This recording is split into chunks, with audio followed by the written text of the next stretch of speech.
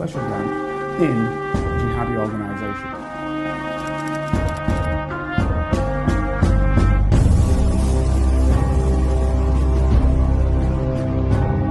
If you'd like to help Carlton keep producing the Black Spy podcast and receive episodes and information that's only available to Carlton's special Patreon agents, then you can donate as little as £3, €4 or $5 a month by signing up with Patreon. See the Black Spy podcast notes or Google Patreon Black Spy podcast and pledge your monthly amount. You can even win the opportunity to be a guest on the show. Thanks for listening, and don't forget to subscribe for free. My name is Carlton King. Merry Christmas to you and welcome to part 2 of my sit down with my good friend and buddy Bob Pugh, in which we recollect about MPSB, better known as the branch, and our actions within that organisation. Particularly this week, we're going to concentrate on the world of personal protection, which the branch, MPSB, and then latterly SO1 provides to the most senior politicians in the United Kingdom, the Prime Minister, Foreign Secretary, Home Secretary, etc., around the world, wherever they go, and also which we provide to visiting heads of state and heads of governments, Presidents of the United States, Presidents of Russia, Prime Ministers of Israel, or the Bundeschancellor in Germany. Whomever comes to the United Kingdom, we protect them also. So you go in for a fantastic listen again, and you learn how the secret world actually functions. And it seemed to fit quite well with the with that whole sort of special branch function. And people would move around different departments, different units within special branch, and protection would normally be about a 3-year posting. And you might do different principals, different ministers or whatever during that time, but it would be about 3 years, and then you'd move on to something else, and then you'd sort of develop your skills somewhere else. But you might come back to protection a bit later on. And I think at the time it seemed to work quite well, rather than having maybe just purely dedicated protection team, because you had people with sort of many other sort of different skills as well, which they could actually bring to the job. And of course, most of the special branch used to be firearms trained. They were all sort of protection trained. So even if they were doing maybe a desk job, maybe they were doing domestic extremism or whatever, they will probably still keep up their firearm skills.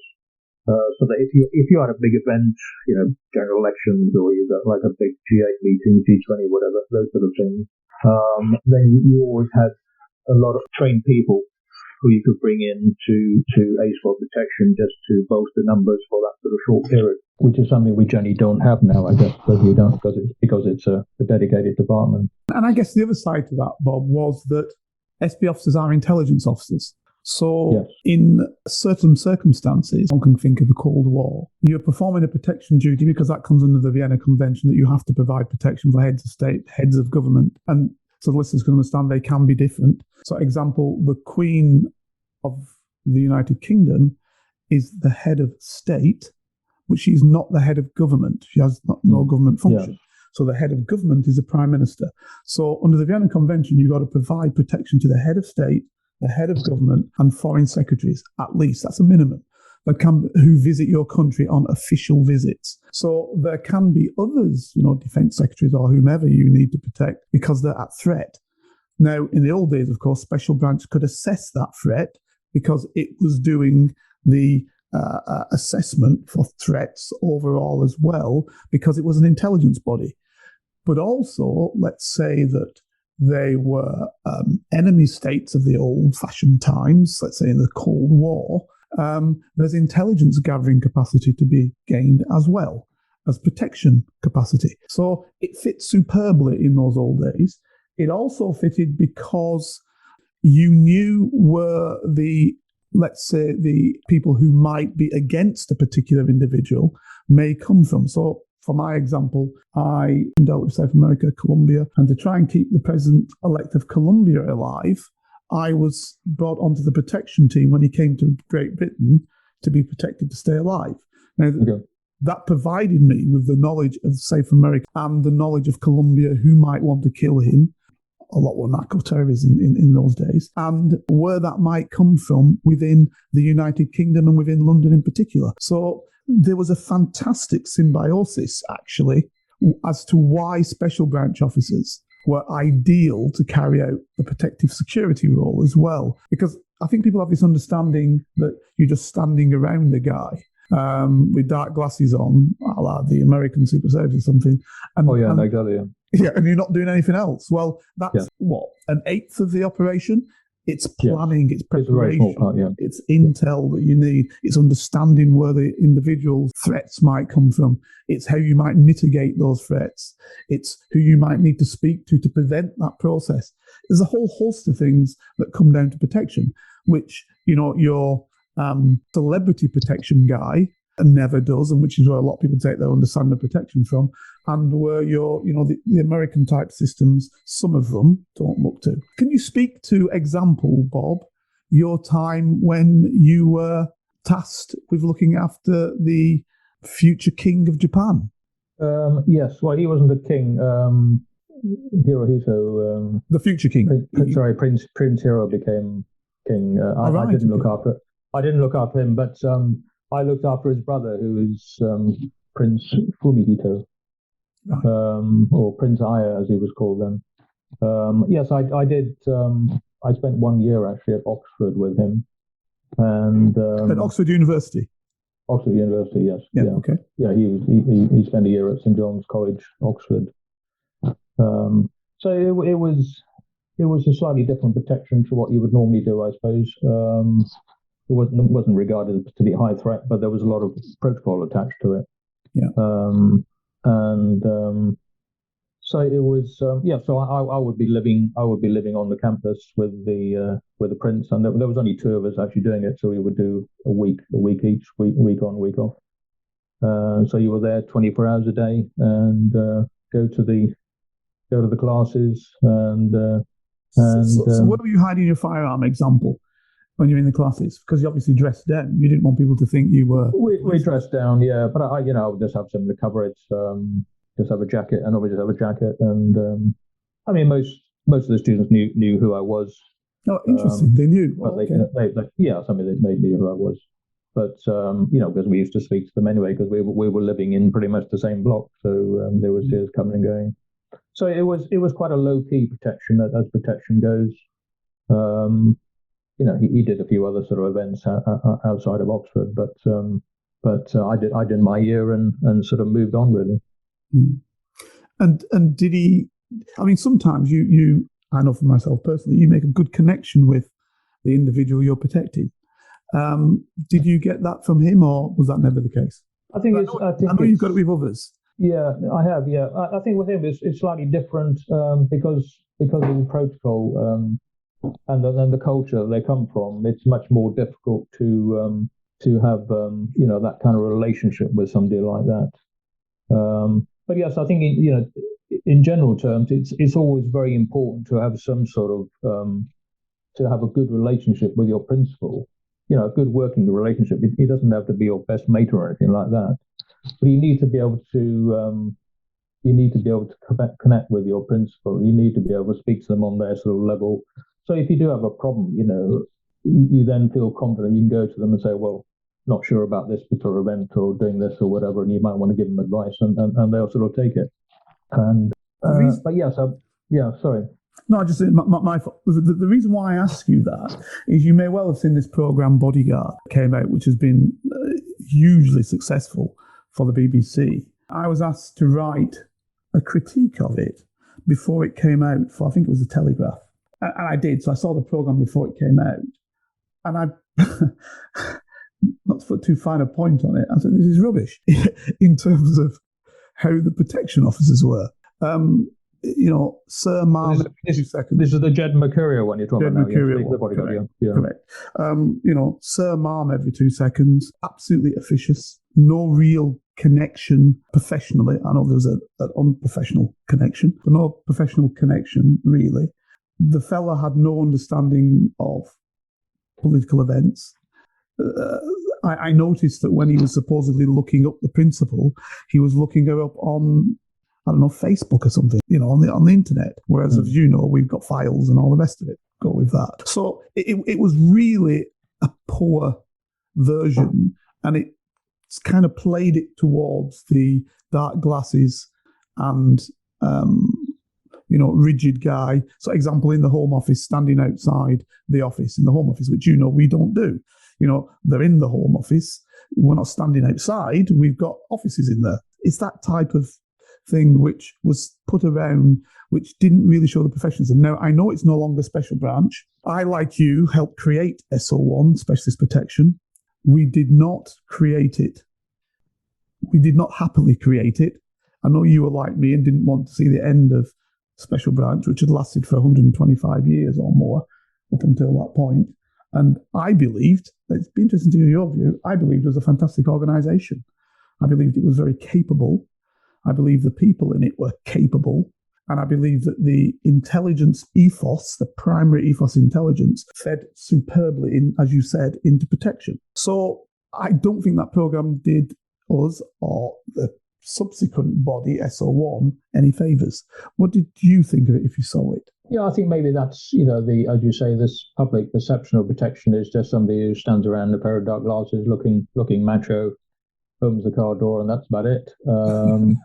And unfortunately, part of the problem now as well, I think, is that a lot of the senior management of protection, people at the very top, have probably never done protection. Correct. And they put on the 10 o'clock news and they see one of their officers coming out of the front door, number 10, opening a car door and going in, and they think that's the job. Correct. But of course, yes, I mean that's 5 seconds of your day or whatever.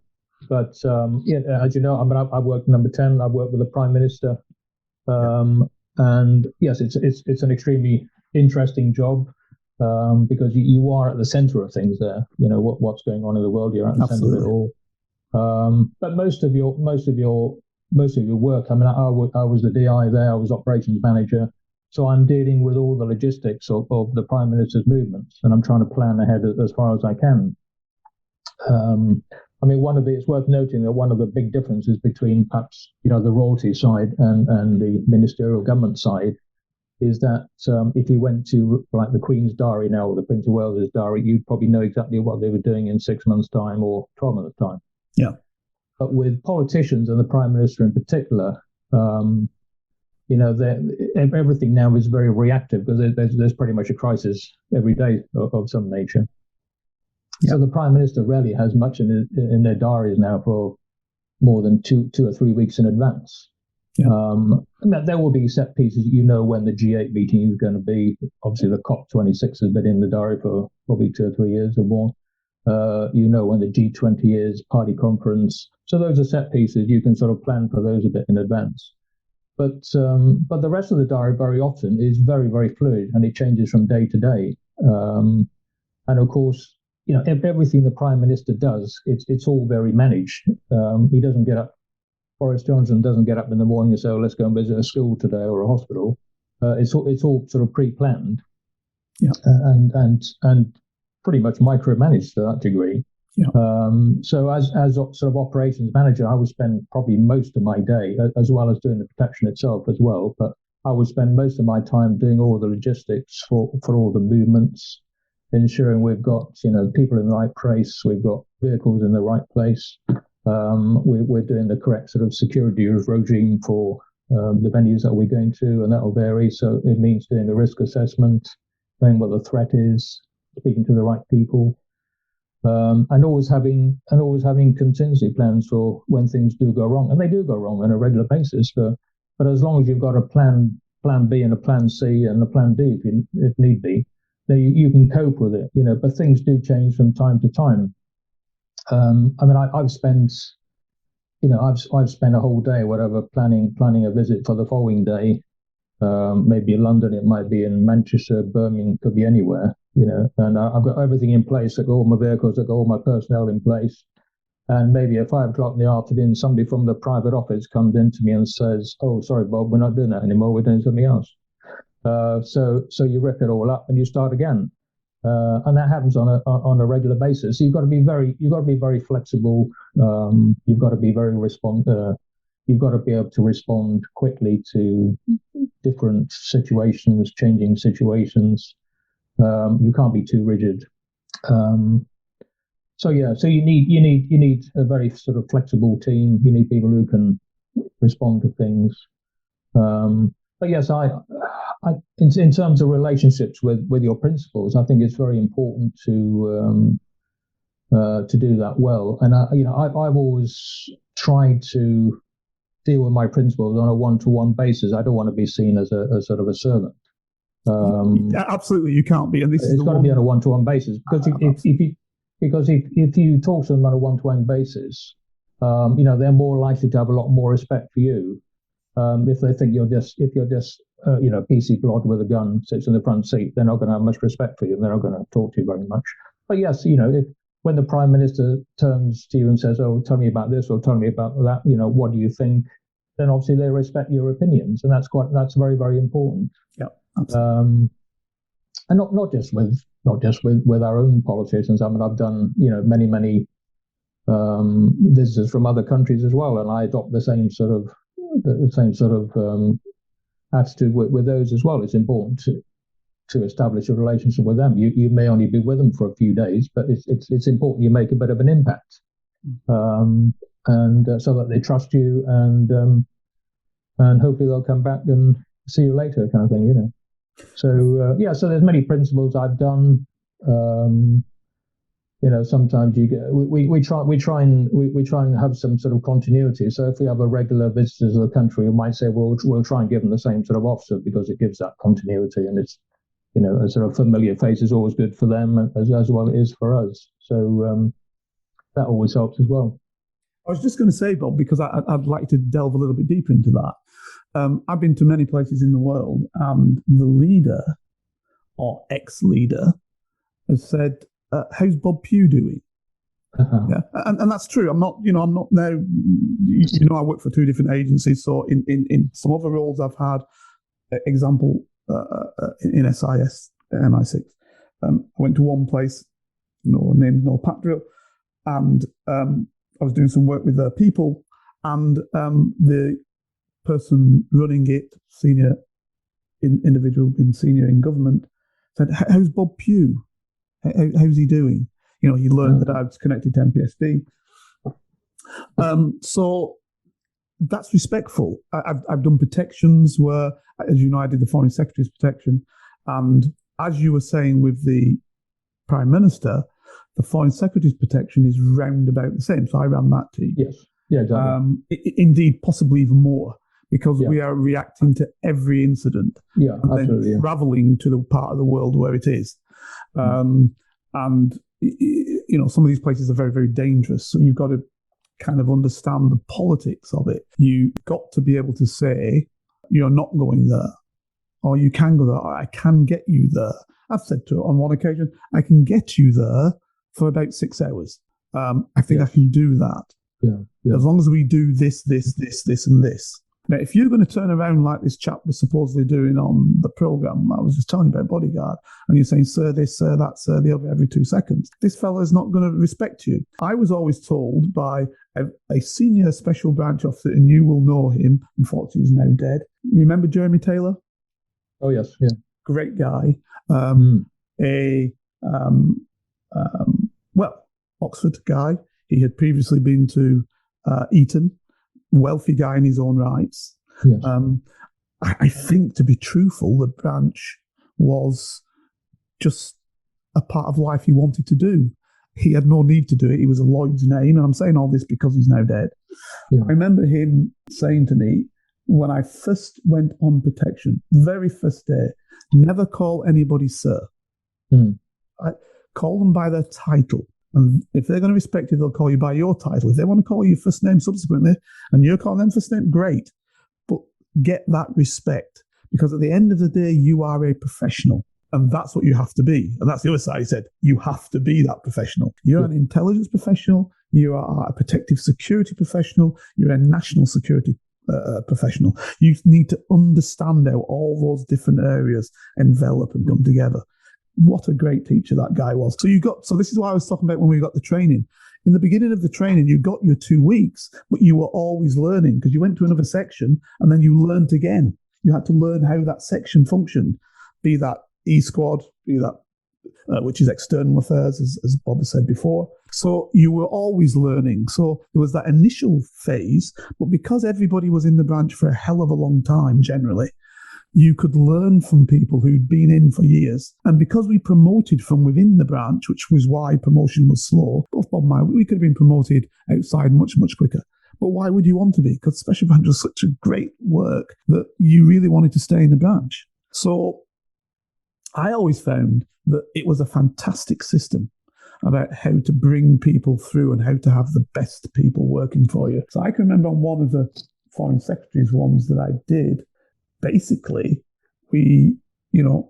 I was asked, can you get him there to do this thing? It's very, very dangerous. But I said to him, is it required? Do you really need to do it? He said, I do. Okay, then we're going to work at getting you there. But that's your decision. And this is what people don't understand. Now, I was working with French, Germans, and I think it was Austrians. We all wanted to go to a certain place. And I had vetoed our man from going unless certain things were done. And I said to the French guy, surely you agree with this process. He said, we have nothing to say about it. If he goes, we just tag along. Yeah. So there was a complete difference about how we functioned and how they functioned and how many other countries functioned, to be truthful. The SB officer really did dictate many areas and many things that could be done. Now, I know with number 10 that might be a little bit different, but I guess when it came to security matters, that was still in place, was it not? Oh yes, yeah. I mean, they were very good. They were very good to work with. The private office were very good. Any issues we had, they would always take it on board, and because they know we don't just say, oh, don't go there because we don't fancy it or whatever. If we are asking for some program intervention, then it's for a good reason, and they always accept that. Because 99% of the time we'll make it work. Absolutely. Yeah, there might be problems, but we'll always try and make it work. So it's only if it's something very serious that we'll suddenly say, right, we need some program intervention. And that's why, as you know, it's always very important to have contingency plans because, and it's even more so probably overseas. I know you've done a lot of operations to Afghanistan. I've done a few there as well. I think I did more Pakistan operations, in fact, than I did Afghan in the end. Once you do a country, you suddenly become the instant expert, don't you? And just going off the subject slightly, but Pakistan for me was quite interesting because whilst in Afghanistan you do have, or at that time you had a lot of military assistance, so you'd have some assistance, you get some support there. Pakistan was always slightly different because you don't have any British military support, so you're relying pretty much on local resources. Absolutely. You're never too sure how reliable they are. But I did quite a lot of visits, so I would get to know a few people in the sort of Pakistan hierarchy there and the security side, so they would know me quite well. But sometimes I would find that maybe the High Commission wants to do something that you're not too sure about. They'd say, well, we've never had a problem there or something like that. And or it might be DFID as well. Mm-hmm. And explain DFID to the people, Bob. Department for International Development. So it's all combined now, isn't it? The Foreign Office and International Development. But DFID was a separate organisation, and so very often you go to an embassy, High Commission, DFID would be like a separate entity. So sometimes you could be with a minister from DFID, or you could be with a minister from the Foreign Office. But I remember one occasion I was out with a team in Islamabad, and I think the High Commission, they wanted to do an event as part of a mosque. They wanted to go to one of the big mosques there and do a meeting in one of their sort of assembly rooms. And I could see it was going to be extremely difficult to sort of manage it and manage the security scenario there, even though the Pakistani police, military, whatever, were quite helpful. But I wasn't sort of confident really about going there because we couldn't control the car park. There was just hundreds of parked cars, and you just don't know what's in any of them as you drive through. Mm-hmm. Anybody could detonate a device or whatever as you come in. So we said to them, we said, look, we'll try and manage it. We'll do what we can, but we just need a plan B. If there's something happens, we need a plan B. You've got to have a plan to have it somewhere else. So we agreed that if there was any sort of fallback, we would have it as the High Commission instead. And so anyway, we carry on with our program as normal. I think we were up at the Prime Minister or President's residence that afternoon, having a meeting, whatever.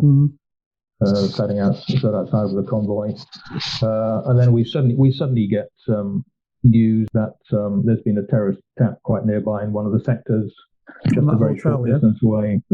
Wasn't a hotel, but it was probably a Pakistan Taliban dressed in a frontier officer's uniform, uniform, had walked into a UN facility. All right, the UN. I think it was World Food Program. I think he'd walked in. He got a suicide belt underneath. Pushed the button and killed several people, and that was very close by. And so we said immediately, right, that visit is off. We're going to do it to the High Commission. So as long as you've got a plan B, as long as you've thought about your contingencies, then it's not too bad. But you've always got to be in those sort of places. You've always got to be thinking about the worst case scenarios all the time, as you know. Absolutely. You've got to have alternative plans, and that's why it's important to get there early. We don't sort of go out weeks ahead or anything, but it's always good to go out a couple of days ahead, speak to the right people, just get the support that you need so you feel comfortable with that visit, talk through all the options, talk about the contingencies, what else can we do, and then you just hope that, if something goes wrong, at least you've thought about it, you've thought about the alternatives, you can sort of switch to that fairly quickly. But that's one of the challenges of doing operations in that part of the world, really. And I mean, nothing is ever safe. Absolutely. Probably, if it was back in the UK, you probably wouldn't do it at all. But in that environment, well, you've got to just go ahead with it and try and manage it as best as you can. Well, as you know, I formed the high threat low infrastructure team, and so I've done many a Pakistan operation in places like Quetta. Which are ultra dangerous. Now, the problem always was, as you said, it's not that the Pakistanis and their forces are untrustworthy always. It's that there are sections that can be. And that's where your problem lies.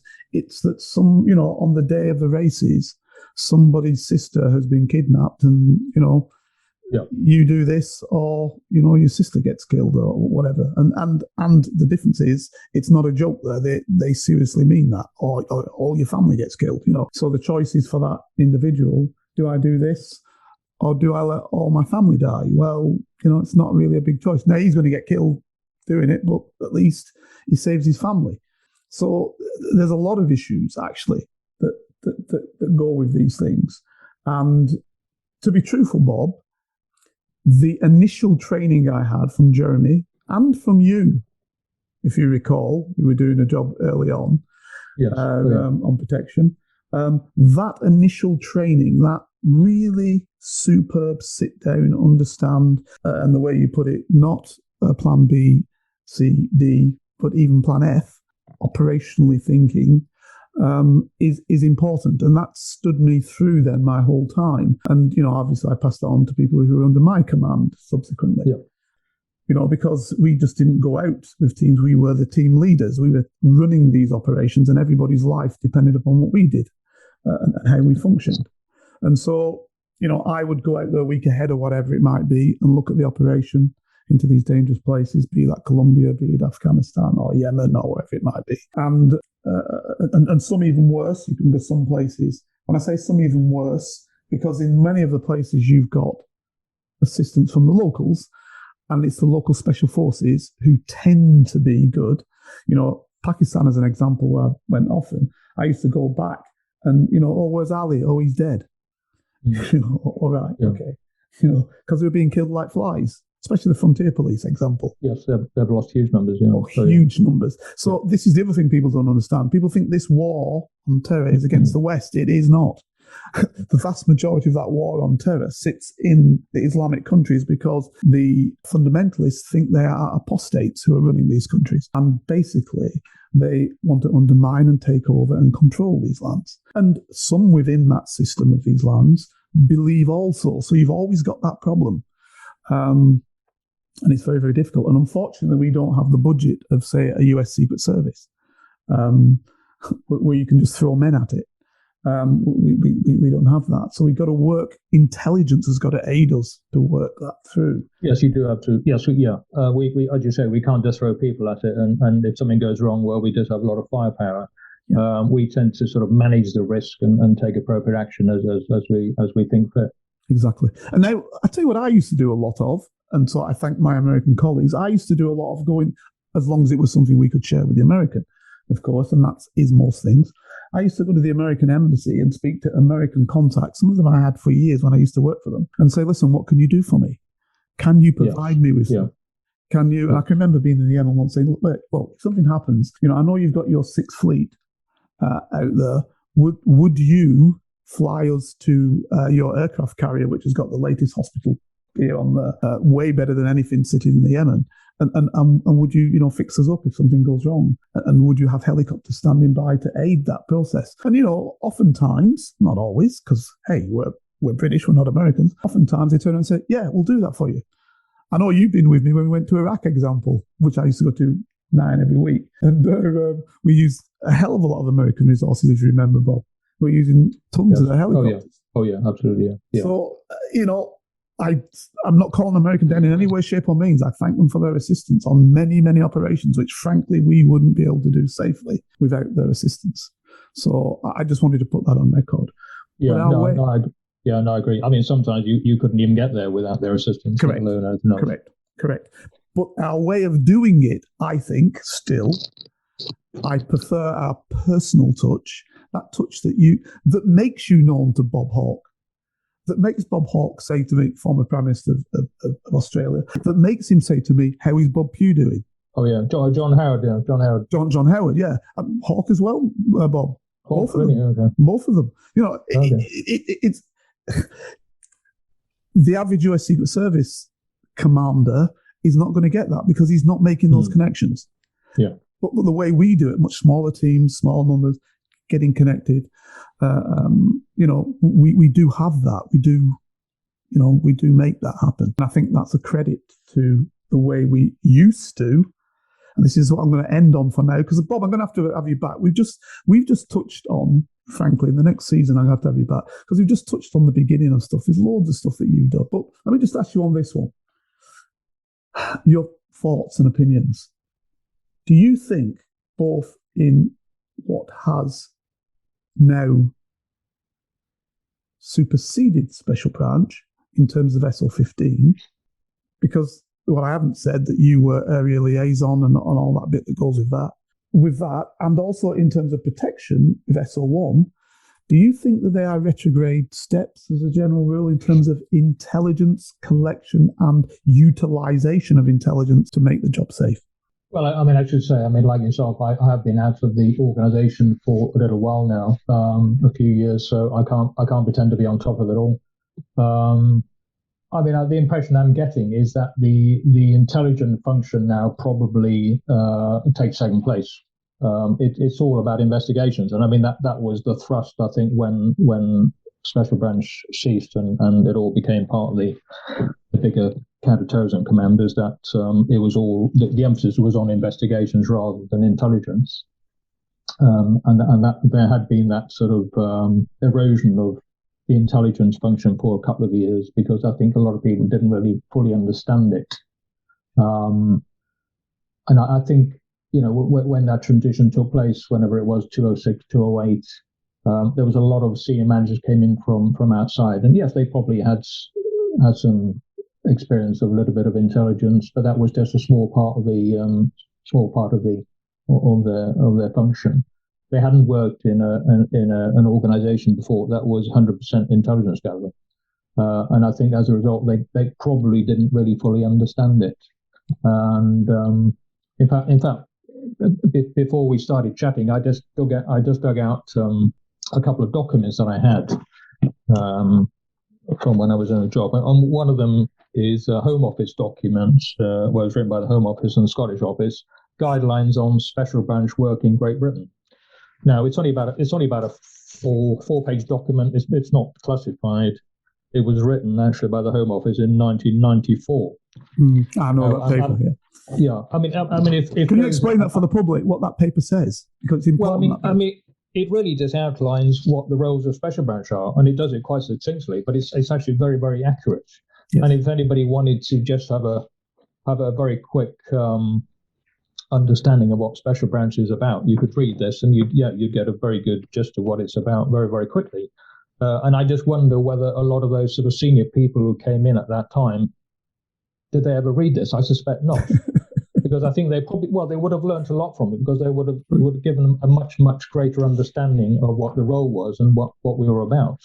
And I think, one of the weaknesses, if you can call it that, of the branch probably was that we were fairly insular, but we went about our business very quietly. We didn't we didn't brag about it.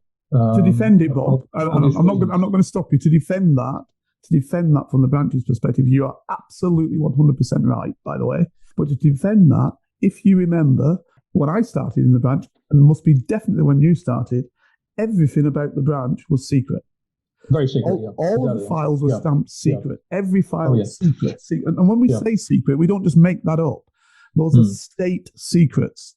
So anybody talking about those secrets are committing an offence under the Official Secrets Act. Oh yeah. So we need. So you as a police officer, even speaking to another police officer, because other police work is not secret. So if you said to them, "This is what we do," you could be liable under the Official Secrets Act. So I understand why they didn't articulate it. Oh yeah, no, exactly. Yeah, that was good reason. Yeah, good reason. But what they could have done, and this is where we did fall down. They didn't. Okay, so you haven't articulated it to police. So you've got enemies there. There are enemies there. You think, who are these people who don't tell us anything? So that's the first thing. So you've got enemies, and we know there were enemies. But the problem that they had was, and I learned this more when I was in SIS in MI6. They didn't articulate these because in MI6 you meet the power brokers. Yes, the special branch are with the power brokers. As you said, you're with the Prime Minister, you're sitting with him. No MI6 officer sitting with the Prime Minister, other than the Chief. Okay? So you're sitting with him. But what they're not doing is articulating what we do. And that's where it fell down. We should have been articulating what we do, because they surely are. They are taking, because when your reports have been put and you're getting authorizations from the Foreign Secretary in SIS, getting authorizations directly from them all the time. They're articulating, this is what we're doing. And I know for sure, this is what I wanted to say, that the security service, when they're giving those authorizations to the Home Secretary, was saying this is our work, when actually it was special branch work. Yes, yeah. Right? And I can remember saying to somebody, we need to look at the port report. He said, what's a port report? This is in SIS. What's a port report? A report that when you go through ports, there's special branch officers there, and they collect information and intelligence all the time, people moving backwards and forwards. What, you mean that the security service reports? No, they're special branch reports. So your port report, which is a DI you did and I did, which you stamped to go to the security service to move onward to SIS, no, they rewrote that as a security service report. Oh, okay. Yeah. Do you see what I mean? Yes. So the assumption is that this is the reports, not special branch report. And it's that lack of getting that over to the power brokers that destroyed us in the end, I think. Sorry, Bob, please carry on. I just wanted to defend some of the leadership of the branch on that, and us as normal people trying to speak to our colleagues. I can remember when I went on the CID course, which every special branch officer did, because of course you had to learn investigative techniques. I remember we're called into, in those days it was the DAC, called into his office, and he said, do not say anything about your work to any other police officer.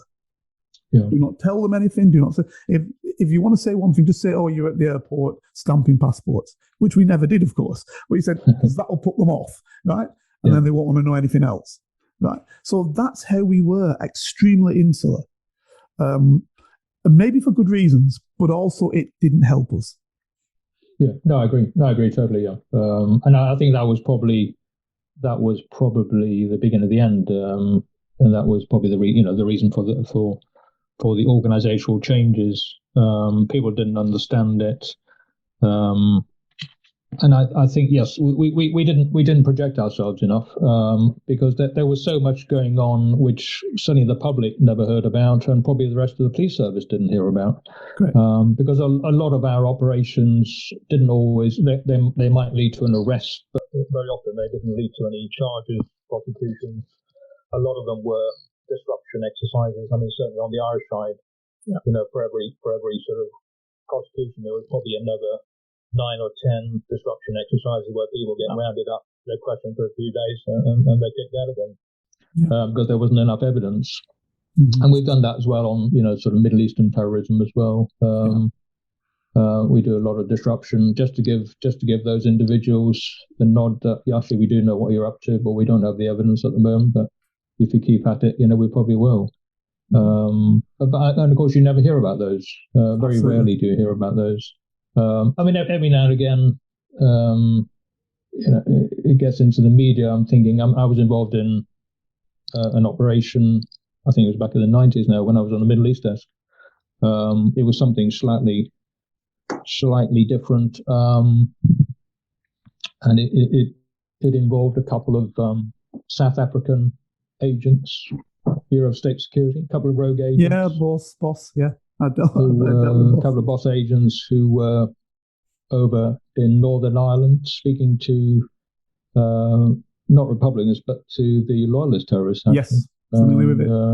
Yeah, and I mean, I think the original intelligence came from the South Africans themselves, because they were aware of these two agents who were rogue agents, and that was passed to Special Branch. Went to E Squad at the time. I was on the desk, and we picked up these individuals at Heathrow on the way out, actually. So they were arrested under Prevention of Terrorism Act, taken to a secure unit. And we questioned them for probably 2 or 3 days. There was one male, one female. Both of them, I think, were either all majors. I'm not sure they fully understood what they were doing in Northern Ireland, or I'm not sure they fully understood what the Loyalist terrorists were about.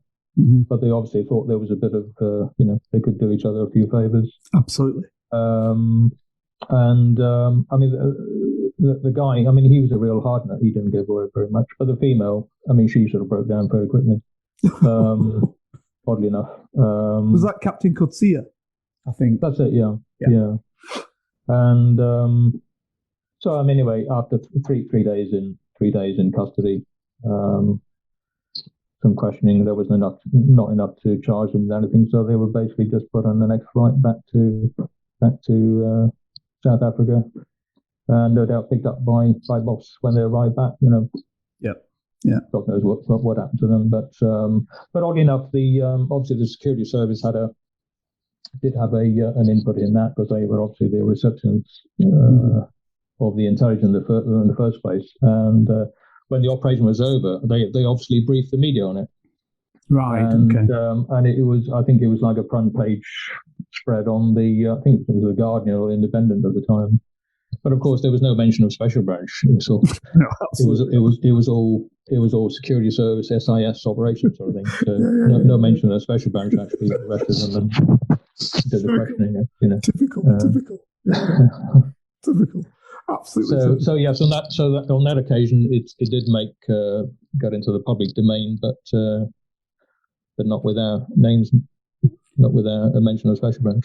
Because it was to their advantage. And to be truthful, I'll be truthful to you, they never liked to mention the word Special Branch. You see, what people don't understand is that the Metropolitan Police is, 50-odd thousand people? Yes. Counting civilians? That's a big organisation, 3-odd billion a year. It dwarfs the security service. Yeah. Right? Dwarfs it. So their fear is, and I can remember in the 90s that Jeremy Corbyn, example, was saying, why do we need a security service? Yeah, the Cold War is over. Surely the police are sufficient. And the security service is always conscious of the fact that in practically every other country but for Germany, where we set up the German system, frankly, the security service, as you know, is a police service. When I was on ELS, which is the European liaison section of Special Branch, we used to liaise with your European colleagues. I liaised with, them from Scandinavia to, obviously, Germans are my main lingo, so it was the Germans and Austrians, Scandinavians, and the Dutch. I spoke the Dutch language as well, so I could speak with them. They're all police. Yes. They're all police. And I'm finishing on this, which is another true story. You did Iranians, as you just said. I can remember I was on ELS and the Bundeskriminalamt, which is a police body. As I said, we set up the German system, so they've got a security service in with the police above. It's not even above, really. It's at the side of the police service, the Bundeskriminalamt, which is called the Bundesverfassungsschutz. But as soon as it reaches anything that's executive in any way, shape or means that can affect the public actions, it has to be passed to the BKA, Bundeskriminalamt. So it's a police body. Yeah. We have an intelligence section, and we used to have one of them that sat in Special Branch, as you know. I'm just explaining to the people. Actually sat in our offices. So they said, we'll have a conference. We'll bring these guys over to talk about Iranians. And they basically were BKA guys who were on the Iranian section, because there's a lot of Iranians in Germany. And there was a connection there. So I contacted them, and then the desk said, well, the security service are keen to come along because, of course, they run Iranians. It's their section. Yeah, fair enough. So they came along, and we sat down, and I was doing the translation. And simultaneous translation, blah, blah, blah, blah, blah, blah, blah. We're talking, I think this is pretty vague stuff that they're saying. I've passed a lot of stuff from the branch to them, more than that, and vice versa. This is vague. So the security service said, oh, thanks very much. And the security service left. This is at the yard. Security service left. So as soon as he left, the BKA said, right, now they've gone, right, now we can get down to what we really know. Right. And that's the police business, the police talking to police. It functions. So the security service is pretty much fearful of that. And I think that's why they needed rid of the branch. Yeah, I think you mentioned the ELS. I mean, that's a very good example of how innovative a Special Branch was, because, it was Special Branch that set up all these networks. And I mean, ELS was a very good example of how international cooperation can work in that sort of in that area, and of course it then developed into the counter-terrorism liaison officers posted in various countries as well. Yeah, but that was all started by Special Branch. Correct. I mean, I'm sure the CT Command will claim responsibility for it, but it was Special Branch who set it up. Nothing to do with CT Command. I'll tell you that. I'll tell you why, Bob. Because before I went, 2003 now. Before I came to A Squad, as you know, protection section, I was going to go as the liaison guy to Germany or to the Netherlands or Belgium, either using the Dutch language or using the German language, so Germany, Austria, right? So I was going to go to even, and it was already set up, we were already there, and then something happened. So I went to A Squad, and then it was going to be, okay, in 2-6, you will move across and you'll be the liaison guy. Way before the branches even ended, nowhere near ended. So it was all going to be set up. It was all ready. And then, of course, the branch was disavowed, and the commissioner ended it. And so what I'm saying is all this was already in place throughout Europe. We had this body of Special Branch guys out there. And frankly, they're people in the UK, some from the embassies, some from our offices in the LS. Yeah. So it was a fantastic thing. And it was basically on a personal name. Can you tell me about Joe Soap? Based on me just calling you up. I mean, this is unheard of, because people won't understand. But if you go through Interpol, which is basically a police switching system, it's a body, but it's basically each police country has their own police force, and it's not a body that goes beyond them. It's where you switch information. You need commissions rogatoires, which are very detailed informations about why you need things and all the rest of it. With the branch, you didn't need any of that. It was superbly connected. It does one-to-one, always works well. One-to-one, bang. I can do that for you. And I'll leave you on a story. I was in SIS and we were doing an operation. This is the war. I'm not going to say what the operation was, but this is during the Balkans War. And this guy was moving around. We wanted to follow this guy, and we knew he was going through Holland into Germany into Poland and to do some stuff that they were doing for their war efforts.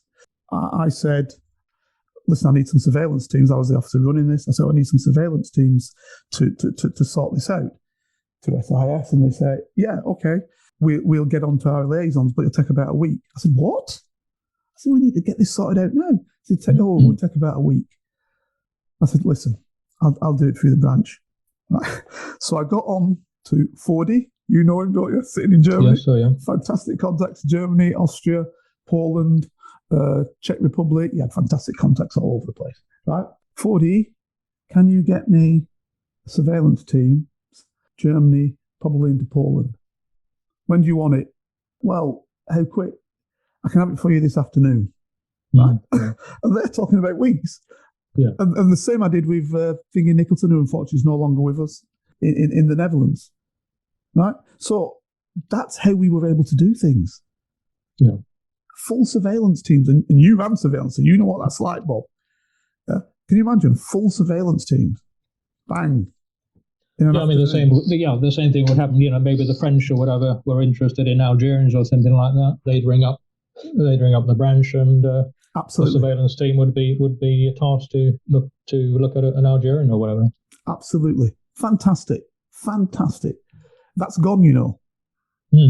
Oh, I'm sure, yes. Oh, I'm sure it goes through a whole sort of tasking process now, probably, unless it's very, very urgent, it will probably take some days before you get any surveillance deployed. Yeah. I mean, they were astounded in MI6. They were astounded that we could do that. Literally astounded. Yeah. But I think, I think Special Branch has always been quite innovative. Even before I joined. I mean, we haven't got time to go into it now, but it's like undercover policing. I mean, it was Special Branch really who kicked that off. Nobody else within British policing had anything that compared with that. And that's going back to probably the 60s, late 60s, early 70s. Absolutely. When it was first formed. It was very innovative, groundbreaking at the time. Yes, we all know it's developed since then, and but it hasn't, Bob. You see, this is the thing. If you would have asked a surveillance officer, an undercover officer in general policing, in customs, in even the army, who had some units, security service didn't really do much. They had agents who were running that, and agents who informed, as you know.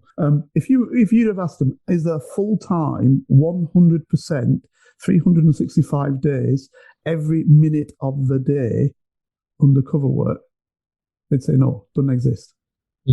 Yes. Right? They say it doesn't exist. And the branch was doing it for 20 years, 30 years. Yeah. Oh, yeah. And they'd say it doesn't exist. There's no such thing. Now, the downside to that was, we're going to have to leave it here, is the mental illness that caused the officers involved. Yeah. Right? Trying to be somebody else all of your life for years on end. Big, big, big downside. Yeah. But the level of capacity, secret intelligence, i.e. intelligence you can't get anywhere else, that provided to us to prevent riots, to prevent actually bombings, to prevent killings, right? Incredible. And, yes, I think, yeah. So, and I was just going to say, and fiscal damage to the United Kingdom of billions saved. But nobody remembers that. No, I think, whenever you get, whenever we get some sort of major incident now, maybe as a terrorist incident, or there's a mass outbreak of public disorder throughout London or other parts of the country, I mean, the first question that politicians ask or the media ask, they say, oh, where was the intelligence? Well, why didn't they stop this? Why didn't they have intelligence? Well, intelligence doesn't sort of suddenly appear in your inbox. Exactly. You've got to invest in it, and it takes time, it takes money. You've got to invest in people over possibly quite long periods of time. And yes, sometimes you have to use slightly unconventional methods to get intelligence, otherwise you probably wouldn't get it. Correct. But that's not always appreciated, unfortunately. But you wouldn't get it. It's not possible to get it. It's only possible to get it if you are in the eye of the tiger. Now, you could argue we could do that with agents. But the big problem with agents is always, are they telling you the truth? Every agent knows that, and I've handled countless agents. Yeah, I mean, they've always got their own agenda as well. Yeah. And they've always got their own agenda. And you're never certain whether you can trust them. You do want to trust them, obviously, because they are everything to an organisation. But you never know. Well, if the guy's been turned, example. Yeah. Give it a whole host of issues. Or the guy was planted in the first place. What they call a dangle in our game, as you know. So, Bob, listen, we could go on forever, and I'm going to have to guillotine this here.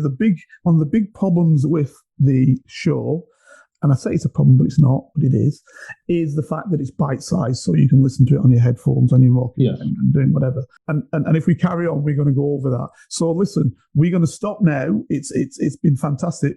Bob, please, will you come back on the show? Because we've only just touched the slides. Yes, absolutely. Yeah. No, I'm quite enjoyed it, actually. Yeah. No, it's good to catch up, actually. I mean, we haven't seen each other for quite a while, but we do chat occasionally, so that's been great.